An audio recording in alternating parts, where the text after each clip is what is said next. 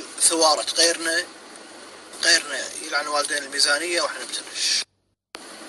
انا عندي سؤال الى الشباب الحلوين الوزراء فردا.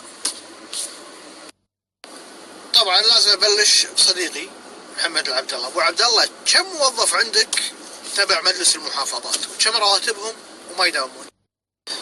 مجلس المحافظات هذا اخترعوه لارضاء النواب اللي بيشغل ناس مجلس الوزراء ما يقدرون صعبه فيودونهم مجلس المحافظات التابع لمجلس الوزراء.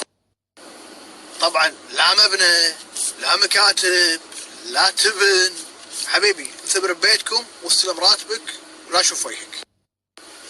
هذيل ممكن نعرف بس كم قاعد يكلفون مجلس الوزراء ويكلفون الميزانية العامة كم مليون؟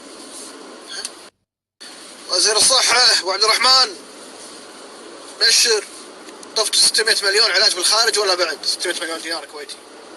ها؟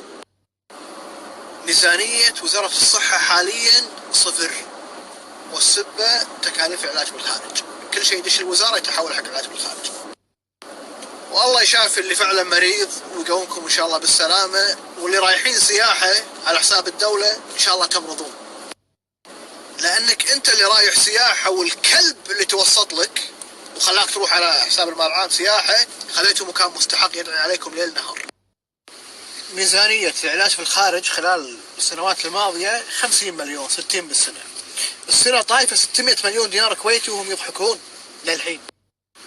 والله واحد من النواب رايح ديوانية قال حق الشايب اشتامل عليه طال عمرك، قال ولدنا من دخل ضباط، قال ضباط ما اقدر، تبي ادزك علاج شهرين لندن؟ حاضر. وزير التجارة يعني بفهم انت تقول سنضبط الاسعار، وزير الداخلية بنفس اليوم يدقرك ويرفع اسعار التكاسي، يستقيل. وزير الاعلام كابتن الصرعة المدينة المائية 220,000 دينار تنقلون لي نطاطيات مأجرة. ها؟ يعني عندكم تدفعون ملايين حق مسلسلات رمضان والمدخول تبن ولا شيء، ولا حتى ربع اللي تقطيتوه، بس بعدين ما عندكم تدعمونه حق الشعب. يعني وزارة الإعلام خلال 3 أو 4 سنوات الماضية صارفة 268 مليون دينار كويتي وإيرادها 3 مليون بس. وزير الأشغال الله شافي خشمك، سلامات أبو عاصم كابتن. ما صارت كل مرة مبدلين الشوارع مبدلين الزفت، وكل مرة الزفت أزفت من الزفت.